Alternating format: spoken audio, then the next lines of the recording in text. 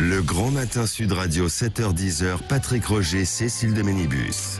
Bienvenue, 8h17, le petit déjeuner politique ce matin, c'est Gilles Platret qui est maire LR de Chalon-sur-Saône et vice-président des Républicains. Bonjour Gilles Platret. Bonjour. Pourquoi un nouveau patron des maires de France, votre ami David Lisnard? Les LR sont-ils capables de remonter la pente et de gagner la présidentielle? Éric Zemmour, Marine Le Pen et la droite, les parrainages, Emmanuel Macron et son opération séduction des maires, autant de questions que nous allons aborder.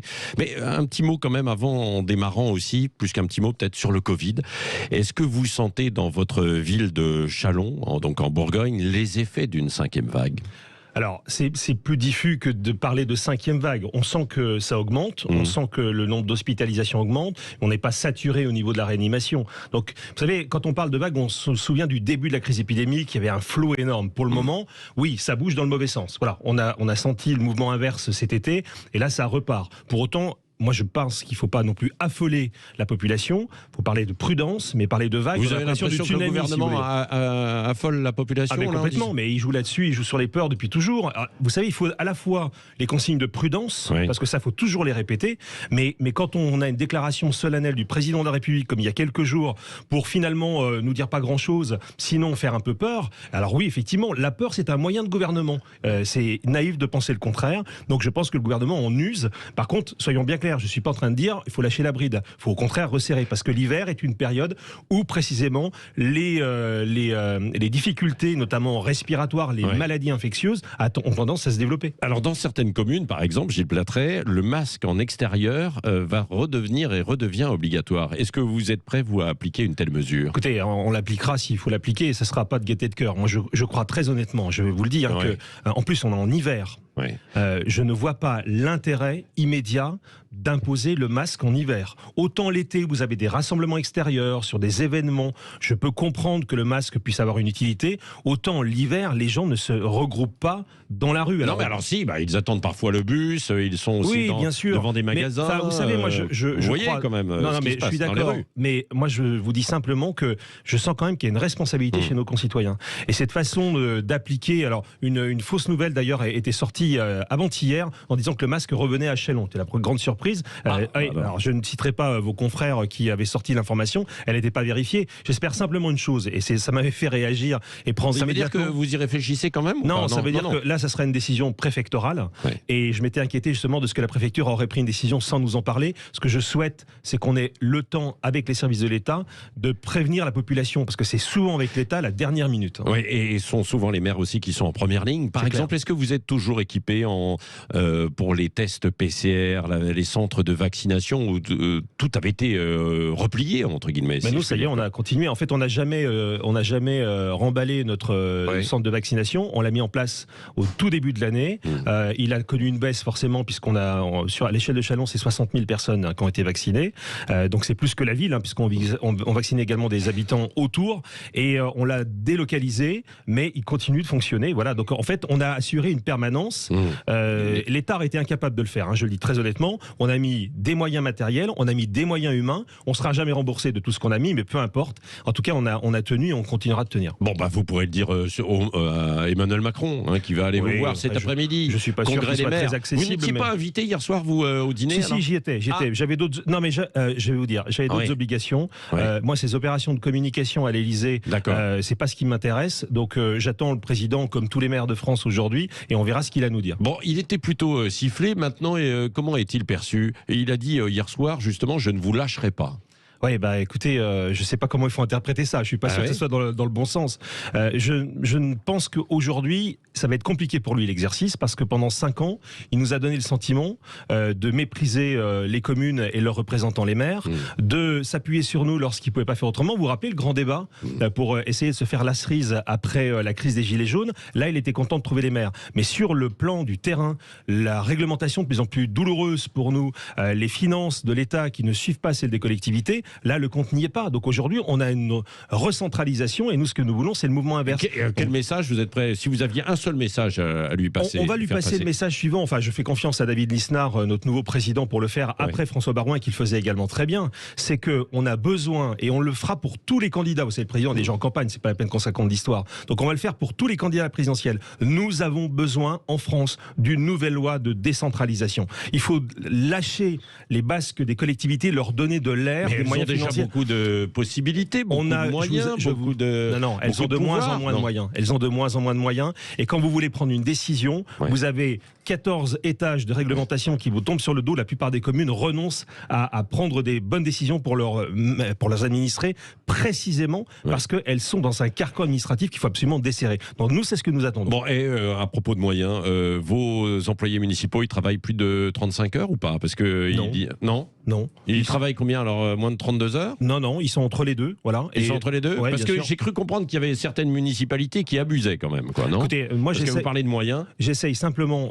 aujourd'hui d'avoir un dialogue social nourri avec mes équipes. Ça se passe plutôt bien. J'ai des agents qui sont motivés. Donc je pense que la situation actuelle nous convient. En tout cas, voilà, pour moi, elle est réelle et elle correspond à ce que j'attends du service public. Bon, David Lisnard a été élu donc hier. Il succède à François Baroin contre l'autre candidat UDI, Philippe Laurent, qui était soutenu par Emmanuel Macron, plus ou moins, en tout cas soutenu. Plutôt plus que moi. Qu'est-ce que ça signifie, ce succès de David Lisnard? C'est la volonté que les maires de France ont exprimée que l'AMF, l'Association des maires de France, reste indépendante du gouvernement, de l'État et du président de la République. C'est la première fois dans l'histoire de l'AMF que l'Élysée coordonne une opération pour essayer de la récupérer. Philippe Laurent est quelqu'un, je n'en dirai pas de mal parce que j'ai beaucoup d'estime pour lui. Simplement, il a accepté d'être instrumentalisé par l'Élysée. Quand vous regardez la liste qu'il a présentée au bureau, parce que vous savez, on a le président, le bureau, le comité directeur. Moi, j'avais la faveur de porter la liste du comité directeur au nom de David Lisnard et d'André Léniel. C'était une liste pluraliste. Et du côté de la liste du bureau de M. Laurent, c'était les 3/4 soutenus par l'Élysée ou soutien de l'Élysée. Donc ça, c'est pas acceptable. Les maires l'ont vu.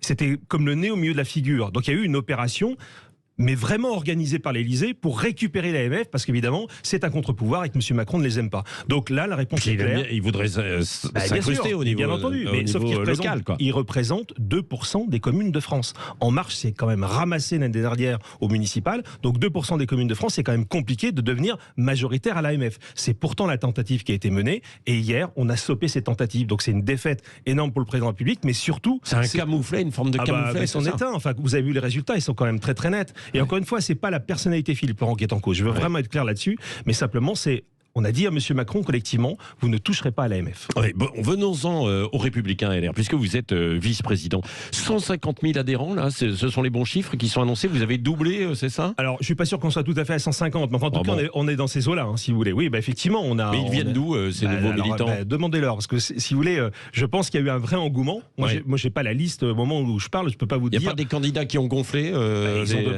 ils ont demandé tous à leur soutien d'adhérer. Oui. Mais vous avez aussi beaucoup d'anciens militants qui est intéressé par ce qui est en train de se passer là, en disant, voilà, on aura un candidat unique de la droite républicaine, on dit, je reprends ma carte. Donc des gens qui s'étaient éloignés, qui reviennent vers nous. En tout cas, c'est un succès colossal. C'est vrai que le trésorier national se frotte d'ailleurs les mains, il retrouve des adhérents et tant mieux, mais nous aussi, c'est-à-dire que le parti a encore un rôle, vous savez, ces vieux partis qu'on disait complètement morts, existent, et maintenant, à nous de transformer l'essai, évidemment. Bon, est-ce que vous prenez parti, vous, ou pas? Moi, je suis porte-parole nationale, vous comprendrez qu'avec le président, et avec ma collègue Agnès Evren, également porte-parole, on est très réservé et surtout très neutre dans cette affaire. Les LR ont quand même un peu du mal à se situer. C'est ce qu'on voit dans les débats entre Emmanuel Macron, qui quand même a grignoté, plus que grignoté sur la droite, et puis de l'autre côté, Éric Zemmour qui est venu s'ajouter à Marine Le Pen. Vous-même, vous le sentez en fait ça? C'est-à-dire que est-ce qu'on ose dire des choses ou on n'ose pas dire des choses du côté des LR? Il y a du tabou ou pas?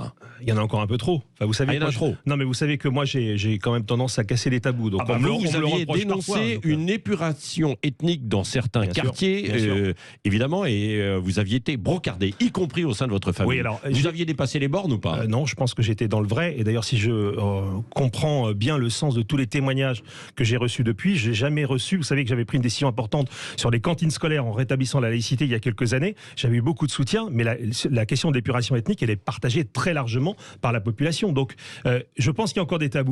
Je pense qu'on avance. C'est-à-dire C'est-à-dire que les gens voient comme moi qu'aujourd'hui, dans des quartiers, vous avez une partie de la population, généralement de confession musulmane, qui est en train de chasser une population qui n'est pas de confession musulmane. Ça, c'est la réalité de ce qui se passe dans un grand nombre de quartiers. Est-ce que c'est eux qui chassent ou est-ce que ce sont des gens qui partent? Ben vous avez les deux. Enfin, vous savez, pour si l'intimidation, c'est grave ce que vous dites. Non, c'est pas grave. Accusez. Bah, non, c'est grave. Vous accusez, ce qui est grave, c'est la situation. Une communauté de chasser l'autre. Non, pas du tout. Je dis simplement que dans la communauté musulmane, vous avez quelques éléments qui aujourd'hui, par l'intimidation, par la violence, sont en train d'épurer ethniquement les quartiers. Donc ça, c'est une réalité qui existe. Le nier, c'est nier la réalité. Et je le dis, je vois que mes concitoyens, parce que la force des témoignages que j'ai reçus est énorme, que précisément les gens partagent ce constat avec moi. Alors, avec d'autres, vous pourriez le prouver alors.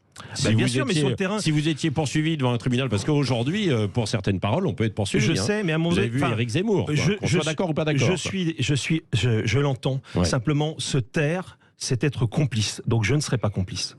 Vous avez parlé d'insécurité avec Lyon, ce qui se passe en fait à Lyon. Hein. Vous avez des contacts, puisque Châlons, c'est pas très loin. Qu'est-ce qui se passe dans ce quartier de la Guillotière? Vous avez le symbole même de l'échec de la France en matière migratoire. Vous avez un quartier qui, pour le coup, est un quartier de migration, qui est de moins en moins dans la diversité. Je vous parlais d'ethnicité tout à l'heure, mais on est complètement dans un quartier qui a basculé dans un groupe ethnique qui n'est plus le groupe d'origine. Voilà, parlons comme les démographes, ce sont plus les natifs qui sont majoritaires à la Guillotière. Et vous avez avec ça un marché à la sauvette qui s'organise sur la place Gabriel-Péri, pour être précis, au cœur du quartier. Cette place, alors aujourd'hui, on a Darmanin envoyé les CRS, évidemment, parce que les médias commencent d'en parler, donc il faut que ça fasse pas tâche. Mais quand vous discutez avec les habitants de Lyon, si vous avisez au moment où le marché a lieu, c'est-à-dire tout le temps, puisque le maire de Lyon, écologiste, a retiré la police municipale, si vous avisez de traverser la place, vous finissez à poil. C'est-à-dire, en gros, vous n'avez plus de téléphone portable, vous n'avez plus de portefeuille. Et ça... Moi, je le tiens des habitants, hein, je n'invente rien du tout. Et d'ailleurs, vous aurez peut-être sur vos antennes... Peut-être pas tout le monde. Mais les témoignages sont unanimes sur le sujet. Ouais. C'est-à-dire que vous ne pouvez plus traverser cette place. C'est un coupe-gorge, comme on le disait autrefois. Ouais. Et donc, pourquoi ? Parce que l'État n'a pas mis les moyens nécessaires, parce que la contrebande n'est pas aujourd'hui arrêté, et parce que le maire de Lyon, écologiste, déteste la police et qu'il a retiré la police municipale qui ramenait encore un tout petit peu d'ordre jusqu'en septembre de l'année dernière. Donc voilà la situation, c'est la démission généralisée. Donc aujourd'hui les médias en parlent, l'association La Guillotière en colère qui fait un boulot extraordinaire, et sa présidente, je pense, serait ravie d'ailleurs que vous puissiez l'interroger. C'est une suggestion que vous l'avez déjà eu. Elle fait un vrai bon boulot. Elle a la satisfaction de voir, parce qu'on médiatise l'affaire, qu'il y a un petit peu de force de l'ordre au moment où nous parlons. Normalement, les CRS sont encore sur place, mais vous verrez que dans 15 jours, on n'en parlera plus et que ça va recommencer comme avant. Voilà, ça s'appelle la République qui démissionne. Alors, cette question justement de la République qui démissionne, est-ce que ça fait partie des tabous qui ne sont pas abordés chez les LR, dans les débats, ou pas? Parce que vous avez dit, oui, il y a des choses tabous. Non, mais moi, je pense que les débats, quand même, permettent d'avancer. Enfin, je vois aujourd'hui des candidats qui sont les yeux ouverts sur un certain nombre de thèmes. Je pense qu'il y a quelques années de ça, on n'aurait pas pu avoir les débats qu'on a en ce moment. Donc on voit bien, alors est-ce que, moi encore une fois sans langue de bois, est-ce que le fait même qu'on ait un propulseur de ces thèmes-là dans la campagne présidentielle qui s'appelle Éric Zemmour réveille certains, mais tant mieux si c'est le cas, je sais pas un problème. La vérité c'est que nous devons coller à ce qui se passe sur le terrain. Et moi j'ai quand même tendance à penser que les candidats républicains qui dans les débats s'expriment et qui s'expriment encore samedi devant les conseillers nationaux du parti sont aujourd'hui assez conscients de ce qui se passe sur le terrain. Quels étaient ces tabous alors? C'était sur quoi? C'était de faire plaisir à la bonne gauche moralisatrice, parce qu'elle tenait toutes les consciences et on avait peur, si on disait ce qui se passait, d'être taxé de raciste. Ça a été la prise d'otage. Au sein de la droite, mais y compris au sein de la droite, mais il faut le dire, ça a été la prise d'otage idéologique pendant des années. Eh bien, vous avez de plus en plus de personnes aujourd'hui qui disent à la gauche, tu peux raconter ce que tu veux, moi je conserverai les mots qui sont les miens. Et bien ça, si vous voulez, on a été quelques-uns à le faire peut-être un peu en avance. Je vois que ça s'étend, et bien tant mieux. Vous avez l'impression donc que Éric Zemmour réveille les LR, quoi, en quelque sorte. Je pense que la réalité de la situation qu'il exprime et la réalité de la situation que vivent nos concitoyens sur le terrain est en train aujourd'hui d'arriver dans le débat. C'était le grand tabou parce qu'il fallait pas en parler les années précédentes. Je parle pas qu'aux Républicains, il fallait pas en parler nulle part. Et donc là, ça y est, on en parle. Et si on en parle, on va peut-être enfin trouver des solutions qui durent. Est-ce que les LR seront en mesure de gagner, selon vous ? à la présidentielle. Ça, je vous répondrai déjà une fois qu'on aura notre candidat et on va voir un peu ce qui se passe avant les fêtes. Là, vous savez, quand vous faites un sondage, vous testez 4 ou 5 personnes. En gros, vous votez pour qui si jamais c'est Bertrand, vous votez pour qui si jamais c'est Pécresse, etc. Vous aurez un seul nom dans les sondages. Donc je pense déjà qu'il y aura une image d'unité, et ça c'est quand même la grande victoire de Christian Jacob en particulier, qui a réussi à mettre tout le monde sur la ligne de départ. C'était pas donné, hein, rappelez-vous, il y a encore un mois. Donc ça, on y est. Donc on aura un candidat unique et on va voir ce qui va se passer. Est-ce que ça décolle ou pas? Ça, c'est les Français qui ont la réponse. Moi, je ne l'ai pas. En tout cas, tout sera prêt pour que la droite soit crédible, à la fois sur le plan du programme, on a beaucoup travaillé déjà là-dessus, et sur le plan de l'unité de la candidature. Merci Gilles Plattret, maire LR de Chalon-sur-Saône et vice-président des Républicains, d'avoir été l'invité ce matin de Sud Radio.